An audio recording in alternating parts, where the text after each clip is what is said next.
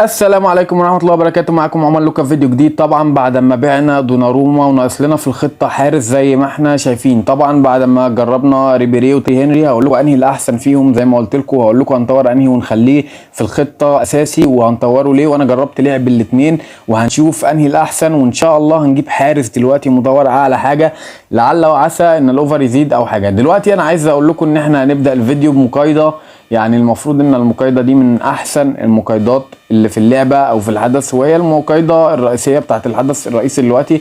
تعالوا نصلي على النبي ونفتح، ودي اللعيبه اللي ممكن تطلع فيهم، يعني لعل وعسى يطلع لنا مثلا حارس منها او حد يعني بنحط امل كبير ان احنا قبل ما نعمل الصفقه بتاعتنا وقبل ما نستخدم نسخ ماسكارون. تعالوا بقى نصلي على النبي ونفتح اول باك في الفيديو معانا، وهنفتح الباك ايضا ام 3000 جوهره اللي طلع لنا فيها كيليان امبابي 103 اللي خليناه اوفر 106. طلع لنا دلوقتي مهاجم اس تي من بروسيا دورتموند 98، يعني مش عارف، مش حلوه، مش احسن حاجه، بس ماشي.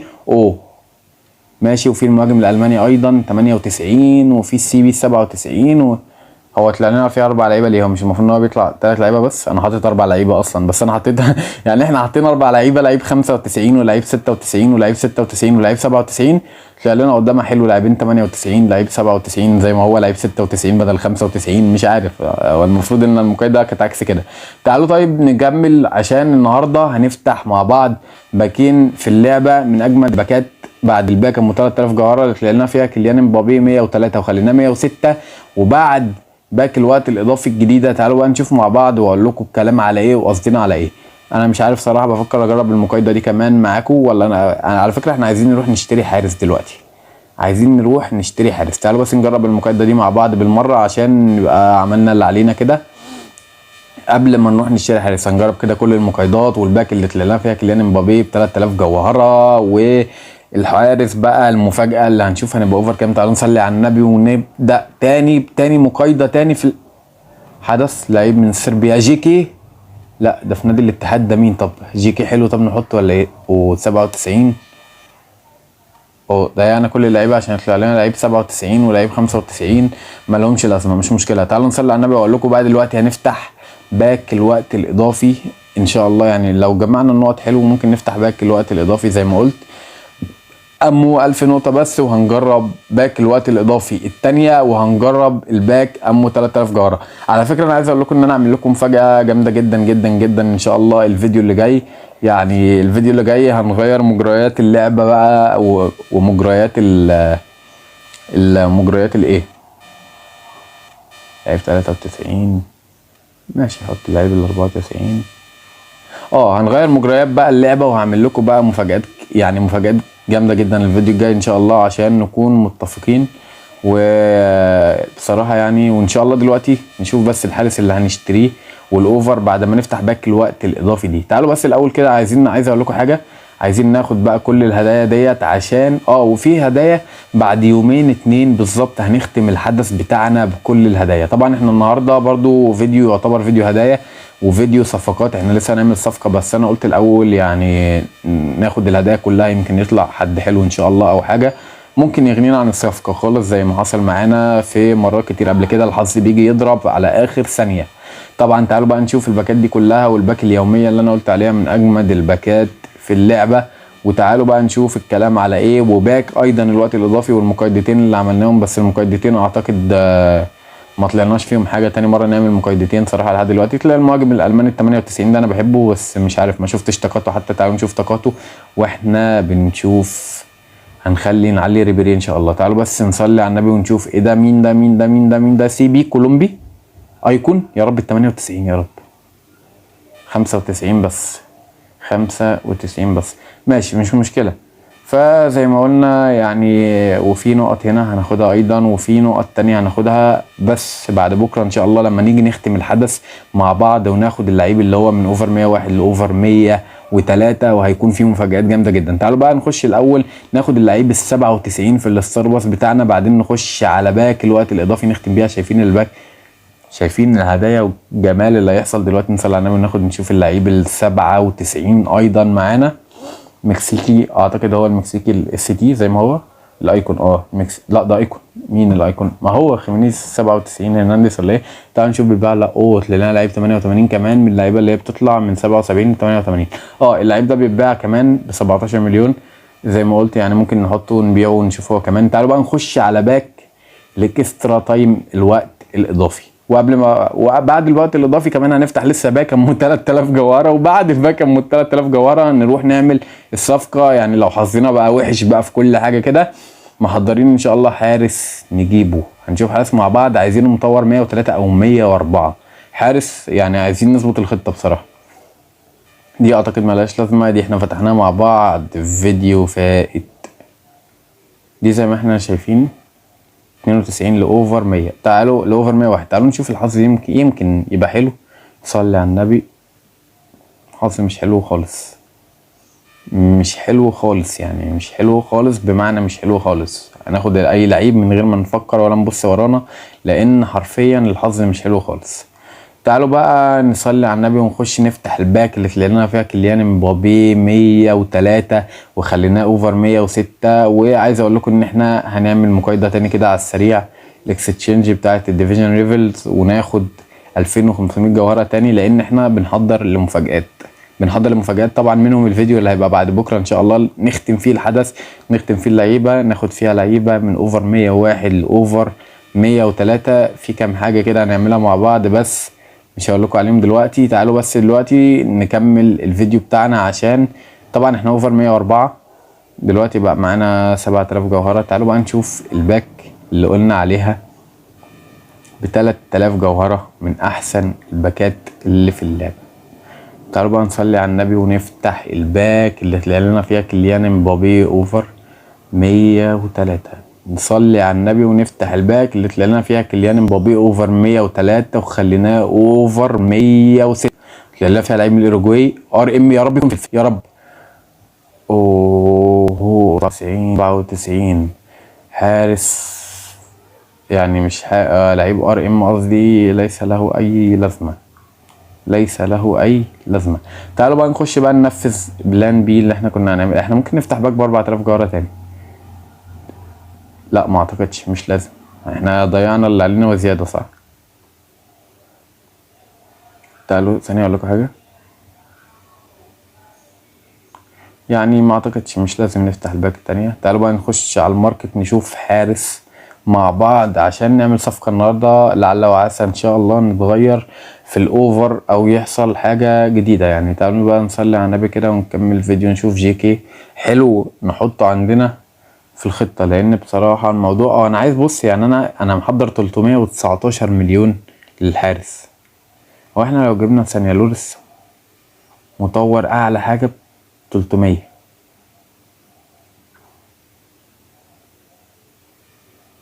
مطور اعلى حاجة ب 300. طب لو جبنا ده اخرنا نجيبه برضه ب 312 400. لا انا عايز حد مطور اعلى حاجة.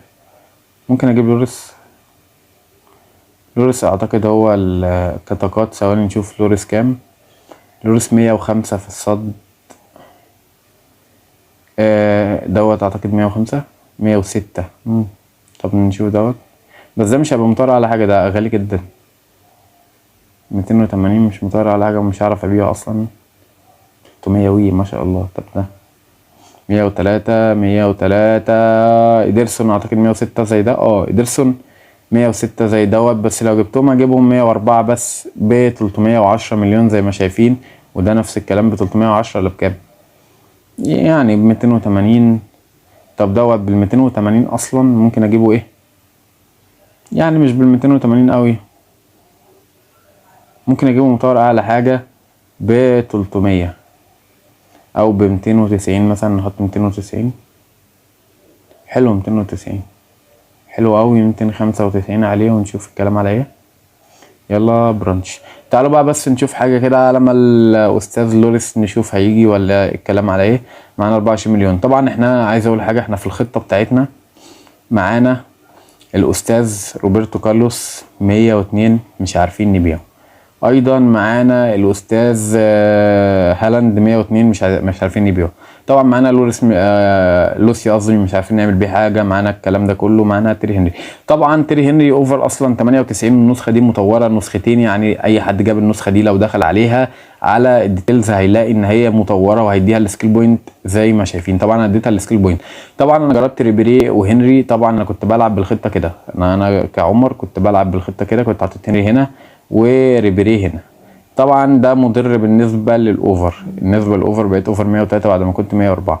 فانا المفروض ارجع بيست هنا وبيست حلو كل حاجه. طبعا هنري تقييمي ليه 5 من 5. كل حاجه جامده، او 10 من 10 بمعنى اصح. كل حاجه جامده وجامد جدا وارتو جامد وكل حاجه. ريبيري احسن بكتير. ريبيري من حيث التقييم بصراحه ريبيري رجليه زي ما احنا شفنا، رجليه 5 و5. سكيل اعلى حاجه، كل حاجه اعلى حاجه. هو مش قوي في البدني، جسمه ضعيف قوي بس.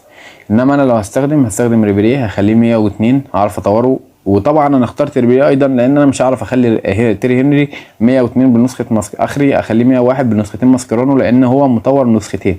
فاحنا لو دخلنا على تيري هنري دلوقتي عشان نطوره هنلاقي ان هنري مطور اصلا نسختين.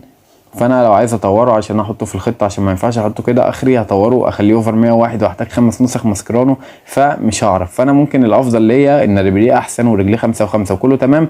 فانا الافضل ليا اخلي ريبيري اعمل له رانك واخليه بقى اديله الثلاث اوفرات واخليه اوفر 102 واحطه في الخطه. طبعا ممكن بعد كده نخليه اوفر 103 او نشوف هنعمل ايه ان شاء الله. بس ريبيري بصراحه في الار 2 جامد جدا. رجليه 5 سكيل اعلى حاجه اعتقد. مفيش بعد كده صراحه، يعني بصراحه مفيش بعد كده. طبعا هنستخدم نسختين ماسكرانو. طبعا زي ما قلت لكم في نسخه ماسكرانو كده هناخدها في نسختين هناخدهم بكره ان شاء الله. واحده هناخدها ما نختم الحدث، واحده هناخدها في الباك الرئيسيه واحنا بنختم الحدث. طبعا دلوقتي احنا نصلي على النبي ونكمل الفيديو بعد ما خلينا ريبيري 102 وهنحطه في الخطه. وعايزين نجيب حارس عشان نكون قفلنا الخطه بتاعتنا.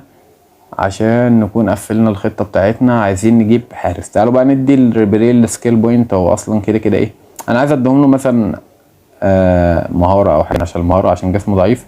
ممكن ديكستني كده شايفين، ولا دريبلينج. لا اعتقد دي احسن. طبعا احسن حاجه ان احنا نديله ماكس في مهاره واحده. ما ينفعش نديله واحده هنا وواحده هنا وواحده هنا والكلام ده انا كنت بعمله، بس اعتقد ان هو ملوش لازمه. يعني رجعنا اوفر 104 تاني زي ما احنا شايفين بريبيري اهوت. وطبعا ممكن نديله ايضا اسمه ايه ده مش عارف. مش هديله ال20 ترينج ترانسفير. لو اديت له النقط اللي مع مبابي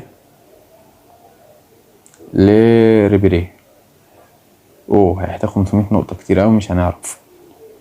طب لو اديت لا بص احنا ريبيري نخش نطوره دلوقتي. احنا كده زي ما شفنا الباك ام 500 جوهرة خدنا بيها ال50 لعيب. وادي دلوقتي زي ما احنا شايفين برضو ما جاش الاستاذ لوريس اخره ب300 وانا حاطط 295. هو ايه الفرق يعني؟ ماشي نجيب لوريس نشيله كده ونجيبه ب300. لوريس ماكس مطور اعلى حاجه صراحه. يعني دافعين 300 مليون عايزين ايه تاني؟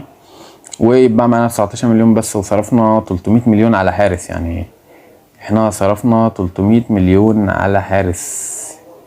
يا لوريس اوفر 104. لوريس اوفر 104 بصراحة. يعني 300 مليون حارس ب 300 مليون. طبعا لو عايزين فاندر سار عشان كنا نخش لنا في نص مليار بس على فاندر سار. طبعا تعالوا اوريكم بس حاجة كده مضحكة قبل ما نحط لوريس في الخطة. لو شفنا دلوقتي الخطة عاملة كام واما حطينا لوريس شفنا الخطة عاملة كام، هتلاقي بصراحة الفرق على الله خالص. يعني دلوقتي الخطة داخلة في 3 مليار كوينز. مجرد بحط لوريس دكة بس الخطة عدت داخلة 3 مليار وربع. طبعا زي ما احنا شايفين هنحط لوريس حارس ونشيل حارس الاحتياطي. طبعا احنا لسه 104 مش عارف صراحة. احنا ممكن نحط سكيل بوينت. طبعا احنا هندي السكيل بوينت اول حاجة في الجي كي دايفنج، تاني حاجة الستيب اوفر. طبعا عشان ده حارس. وطبعا لسه عايزين نطور الاستاذ دوت ريبيري وهياجو لوريس، بس عايزين نعمل حاجه كده اخيره يعني.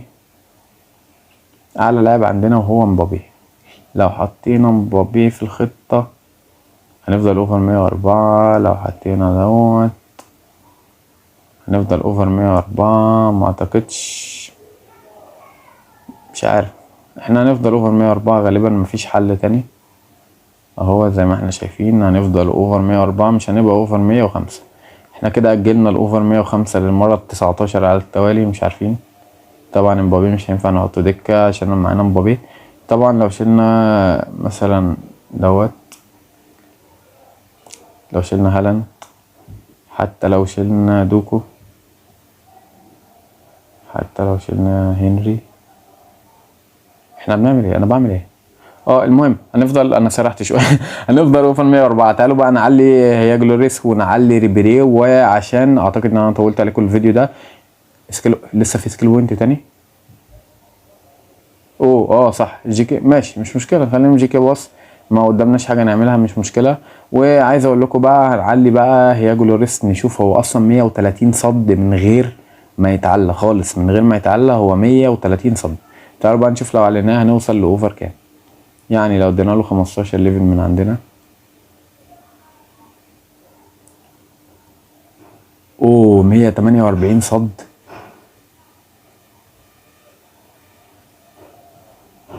لا احنا كده بصراحة